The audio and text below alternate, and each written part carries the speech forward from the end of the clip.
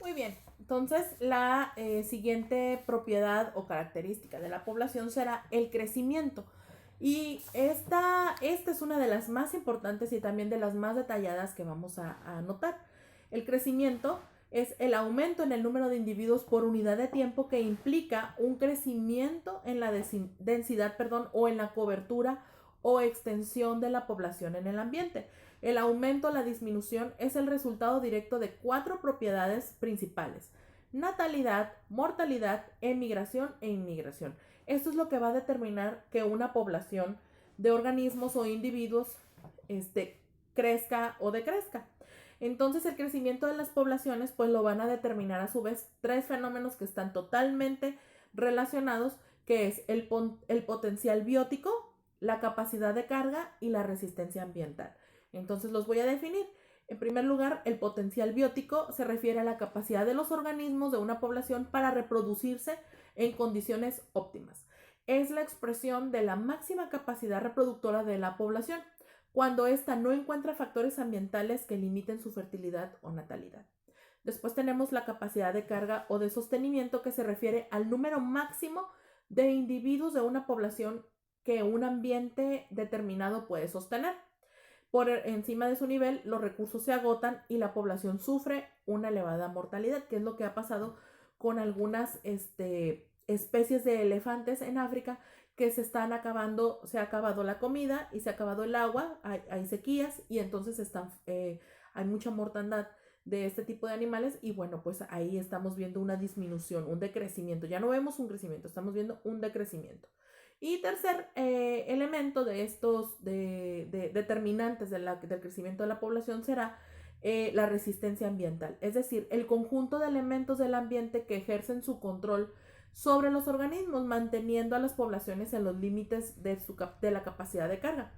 Es un obstáculo del ambiente para limitar el crecimiento de la población y evitar que ésta agote los recursos donde se establece.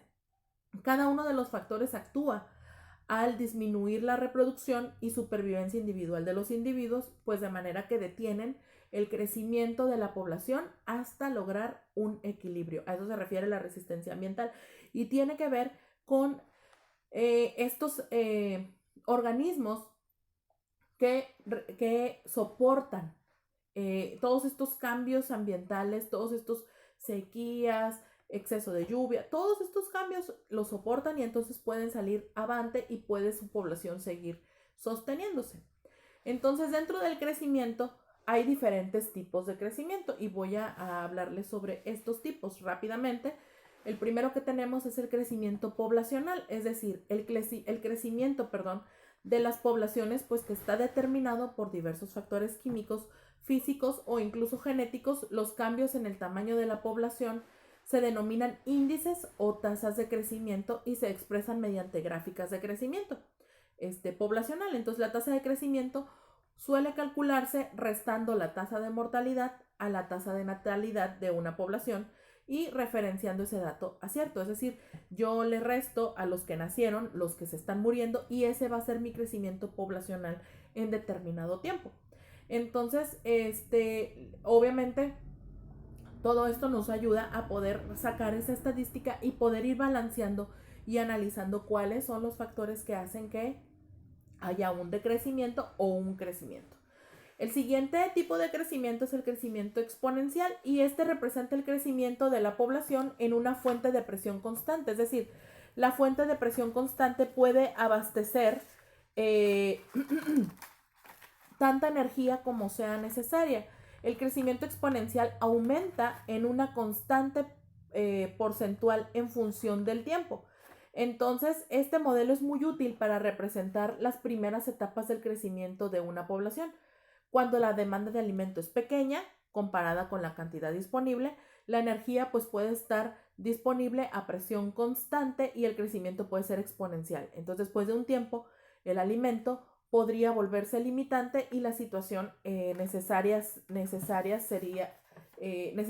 ser, representada por un modelo diferente. Entonces, obviamente, este tipo de crecimiento pues también eso se miden logísticamente, ¿ok? El siguiente tipo de crecimiento es el que les estoy comentando, el crecimiento logístico, y es un modelo que representa a una población que crece inicialmente rápido en una fuente de presión constante, pero que llega a un punto en que pierde su capacidad de crecimiento debido a las interacciones entre los miembros de la población, resultando entonces un estado de equilibrio. Y entonces estos tipos de este tipo de balanceo, obviamente lo que hace es que no exista una sobrepoblación, no exista algo que pueda sacar del equilibrio el medio ambiente en el que nos encontramos. Entonces, de cierta manera podemos decir que la naturaleza se autorregula. Y entonces al haber esa autorregulación, pues existe un equilibrio y un balance entre las especies. Lamentablemente, los seres humanos hemos contribuido muchísimo a ese desbalance. ¿Ok? Muy bien, dentro de las siguientes propiedades y características de la población, pues también podemos tener algunas otras más también que contribuyen de una manera u otra, y esta es, por ejemplo, la abundancia. Y la abundancia pues es el número de individuos de la misma especie que coinciden en espacio y tiempo. Por ejemplo, es el número de personas, perros o gatos que viven en tu casa, tu colonia o el municipio donde tú estás en este momento. ¿Okay? Esa sería la abundancia. ¿Cuántos hay? Y también otra característica será la abundancia relativa. Y esta es el número que permite comparar un subgrupo en relación con su total. Por ejemplo, es el grupo de pinos en relación con el número total de árboles en un bosque de pino-encino. Esa es la forma en la que lo vamos a distinguir. Otra característica es la proporción de edades, y esto se refiere al número de individuos de cada edad o grupo de edades. La proporción de una determinada edad puede expresarse entre los componentes de una población, afecta el potencial de reproducción y por ello pues su desarrollo evolutivo. También tenemos la proporción de sexos, que es el número o proporción de individuos masculinos y o femeninos en una población.